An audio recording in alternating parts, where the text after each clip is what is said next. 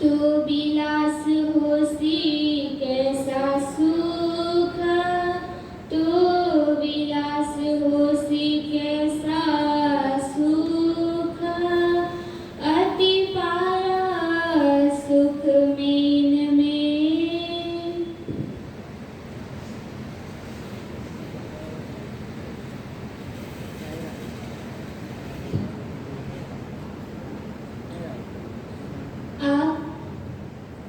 अक्षराती धामधनी प्रकाश के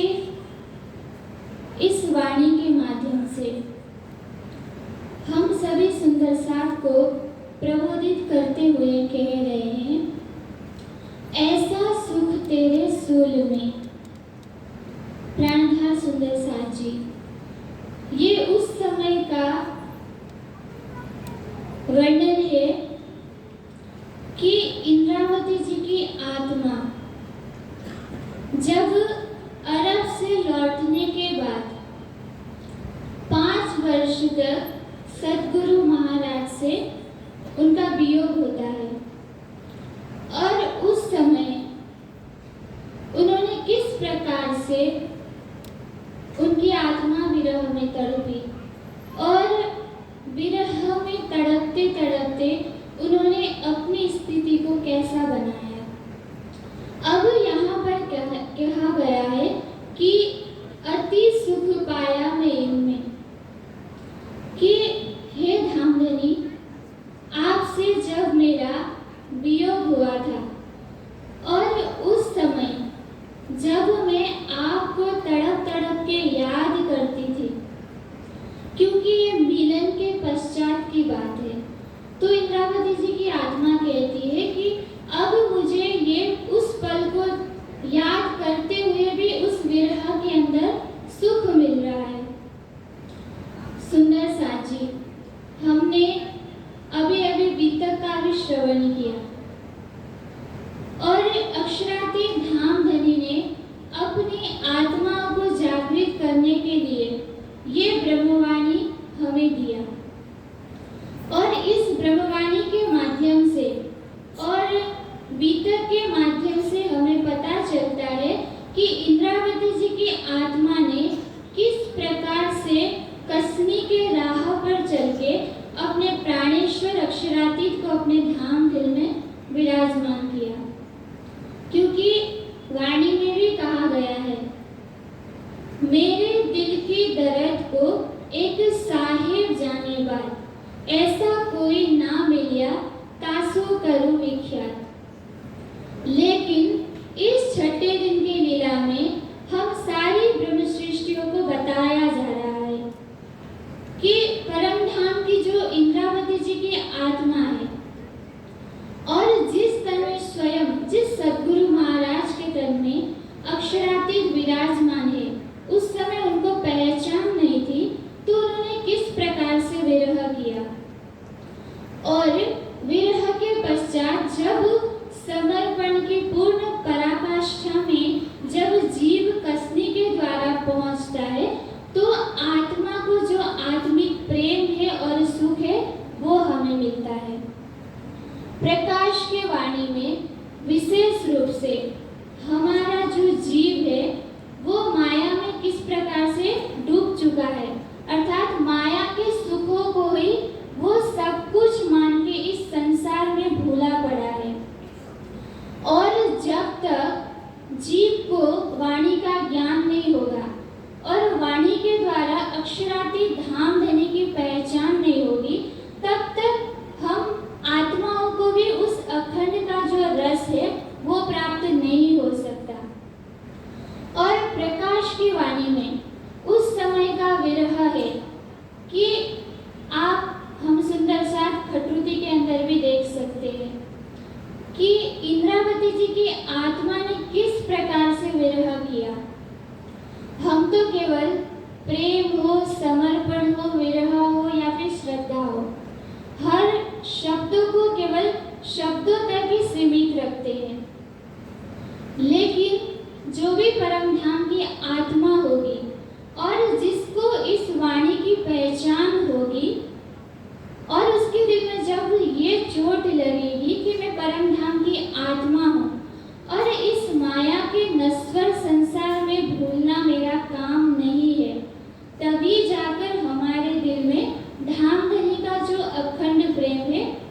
सकता है। आज हम गीता पढ़ते हैं, 1 महीने के लिए श्रवण भी करते हैं, उसके पश्चात हमारी जो स्थिति है वो जैसी थी वैसी ही रहेगी। लेकिन इंद्रावती जी की आत्मा जिस जीव में विराजमान होके इस माया के खेल को देख रही थी, उन्होंने भी परीक्षा दिया और पूर्ण समर्पण के बाद उस जीव में जब कोई विकार नहीं है और आत्मा को अखंड रस का जो स्वाद है वो मिल चुका है, उसके पश्चात उनका जो जीव है वो भी कभी माया में नहीं लगा। अब यहाँ पे कहते हैं अति सुख पाया मैं इनमें, कि हे धामधनी, आपसे जब मेरा वियोग हुआ था और एक ही शहर के अंदर रहते हुए भी हम नहीं मिल पा रहे थे, अब मिलन के पश्चात ऐसा लग रहा है जो आपसे मिलने का मेरे अंदर दर्द था और आपके लिए जो प्रेम था, विरह का पल कहने के लिए शब्दों में हम वर्णन करते हैं। लेकिन जिस आत्मा का केवल एक प्रियतम के प्रति आस्था होता है, एक प्रियतम के प्रति केवल प्रेम होता है और उनके ही प्रति पूर्ण समर्पण होता है, तो उसके लिए इस माया का कोई भी सुख उनके लिए कार्य नहीं करता। अब कहा गया है सो में छोड़ू ना सको अब। सुंदर साथ जी आज भी हमने रास की चर्चा में सुनी थी कि इतने समय से धामधनी एक एक शब्दों के द्वारा हम ब्रह्मात्माओं को पुकार रहे हैं, और आज हम गीतक सुनते हैं तो हमें पता चलता है कि परम धाम की आत्माओं ने इस माया में तन धारण करके किस प्रकार से कसनी की और किस प्रकार से अपने जीव की मैं खुदी को समाप्त करके अपने दिल को धाम हृदय बनाया और वहां पर आके स्वयं अक्षराती धामधनी विराजमान हुए। ऐसा सुख तेरे सूल में तो विलास होसी कैसा सुख। जब आपसे मेरा वियोग हुआ है और उस वियोग में जब मेरी आत्मा पल पल आपको पुकार रही है और पल पल आपके हृदय में प्रवाहित होने वाली प्रेम को याद कर करके वो जो मिलन का पल है वो गिन के बैठी है, तो विलास होसी कैसा सुख। कि हे धामधनी, अब आप ही बताइए कि आपके लिए मेरा तड़पना और आपके विरह में होने पर भी जब मुझे इतना आपका विरह में तड़पने का सुख प्राप्त हो रहा है, तो निश्चित रूप से जब मैं आपके सामने आकर मिलूंगी तो धामधनी उन सुखों का मैं किस प्रकार से वर्णन करूं। सुंदर साजी वाणी के शब्दों को हम जब अपने दिल से सुनते हैं और इन वाणी के द्वारा धामधनी हमसे क्या कहना चाहते हैं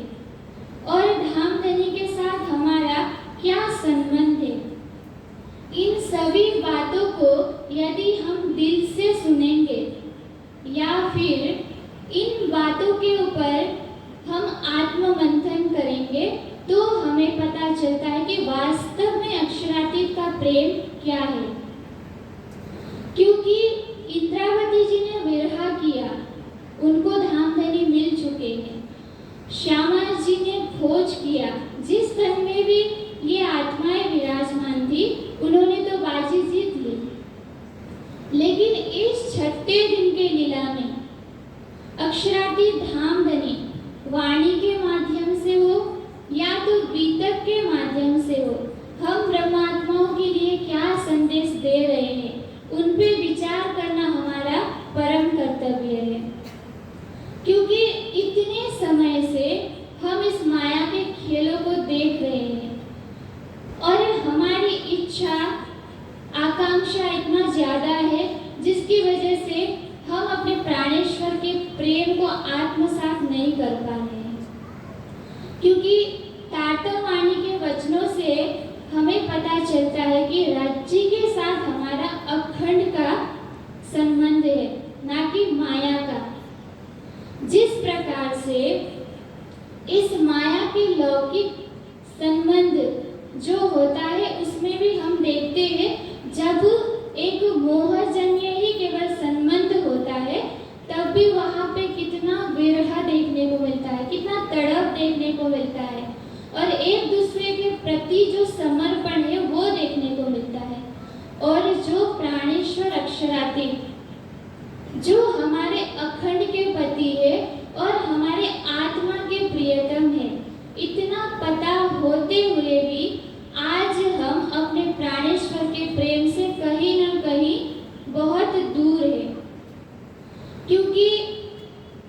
हम आज भी चर्चा कर रहे हैं या सुन रहे हैं, और आने वाले दिनों में भी हम चर्चा करेंगे या सुनेंगे, लेकिन धाम धनी ने अपनी अंगनाओं के लिए जो वाणी के द्वारा संदेश दिया है, जो वाणी के द्वारा माया से निकालने के लिए हमें प्रबोधित कर रहे हैं,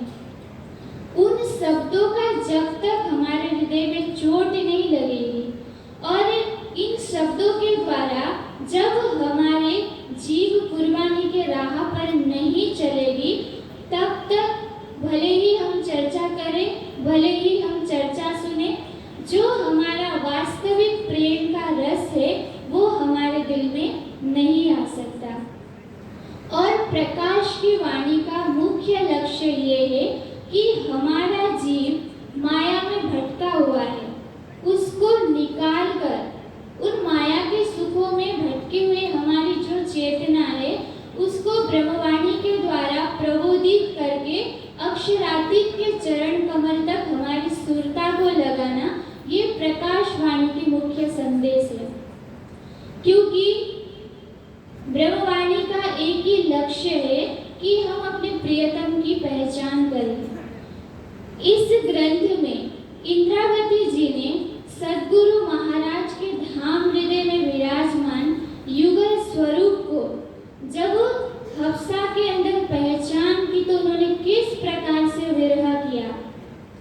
उस मार्मिक विरह के भाव को यहाँ पे प्रस्तुत किया है। लेकिन आज हम सुंदर साथ को धाम धनी ने इस माया के संसार में अपनी पहचान देने के लिए और परम धाम के आठों पहर के सुख देने के लिए ये वाणी और इस वाणी के द्वारा मिलने वाले सिखापन हमारे लिए है। प्राणधार सुंदर साथ जी, इंद्रावती जी की आत्मा, जिस प्रकार से उनको हम संबोधित करते हैं कि उस दिल में स्वयं अक्षरातीत धाम धनी ने विराजमान होकर इस दिव्य वाणी को कहलवाया, तो उसी प्रकार से हम भी परम धाम की आत्माएं हैं। और जिस प्रकार से हमने ये वादा किया था कि हे धाम धनी, आप हमें भले ही 100 बार भी क्यों आजमा के ना देखें, लेकिन हम आपको नहीं भूलेंगे। लेकिन आज इस ब्रह्मवाणी के द्वारा राज्य जिस प्रकार से हमें प्रबोधित कर रहे हैं, अब हमने उस कॉल को कितना निभाया, या तो धाम धनी के वचनों को हमने कितना अपने दिल में उतारा, ये सब हमारे ऊपर है। और ये जो छठे दिन के लीला में हमें स्वर्णिम अवसर मिला है, हम कहते हैं जागनी का ब्रह्मांड, और इस जागनी के ब्रह्मांड में सभी अंधकार को मिटाकर हमारी सुरता को दिव्य धाम तक पहुंचाने वाली जो हमें वाणी मिली है, इस वाणी को हम कितना आत्मसात करते हैं और परम धाम के सुखों को कितना ले सकते हैं, ये भी हमारे ऊपर है। क्योंकि इंद्रावती जी ने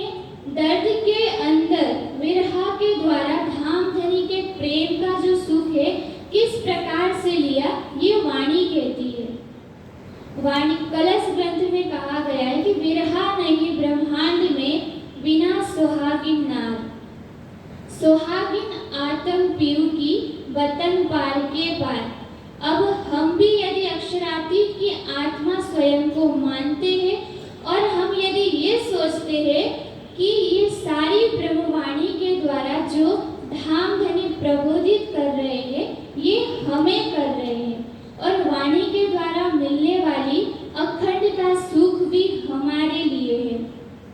उसके पश्चात ही हम ये कह सकते हैं कि हम परमधाम की ब्रह्म सृष्टि है। हम ताटव कहते तो हमेशा ही धामधनी हमें अपना कॉल याद दिलाते हैं और हम कहते हैं कि ए सुख देव ब्रह्म सृष्टि को तो मैं अंगनानाथ। एक इंद्रावती जी की आत्मा को धामधनी ने जागृत किया। माया इस प्रकार से उन्होंने देखा और माया की सच्चाई को जब जानने के बाद जब संसार की सारी सुख उनको निरर्थक लगी, तब जाके धामधनी ने उस दिल को अर्श बनाया। और एक आत्मा को जागृत करने के बाद हम सभी आत्माओं को जागृत करने के लिए और जागने के पथ पे चलाने के लिए ये दिव्य तातवाणी हमें दी। इंद्रावती जी ने जिस प्रकार से अपने कॉल को पूर्ण किया कि मैं जब धामधनी ने मुझे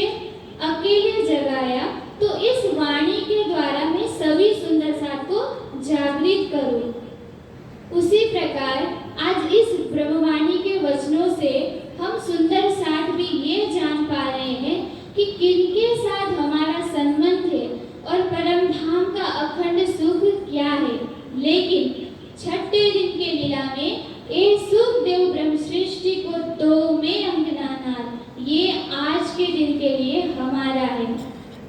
और हम सुंदर साथ का परम कर्तव्य है कि इस वाणी को पहले स्वयं आत्मसात करें और ताटव वाणी का जो प्रकाश है वो जन जन तक पहुंचा सके, तभी जाकर हमारी जो कॉल है वो पूर्ण होगी। प्राणधार सुंदर साथ जी, हमें बहुत स्वर्णिम अवसर मिला है क्योंकि संसार के जीव हम कह देते हैं, लेकिन कुर्बानी और समर्पण में सबसे ऊंची स्थान उनके ही है। और हम परमधाम के ब्रह्म सृष्टि कहलाने वाली हकीकत और मारिफत की बात करने वाली जब इस धामधनी के वाणी को अंगीकार नहीं करेंगे, आत्मसात नहीं करेंगे, तो हमें ब्रह्म सृष्टि कहलाने की कोई भी अधिकार नहीं है। प्राणधार सुंदर साथ जी, इन्हीं शब्दों के साथ मैं अपने वाणी को विराम देती हूँ। बोलिए श्री प्राणनाथ प्यारे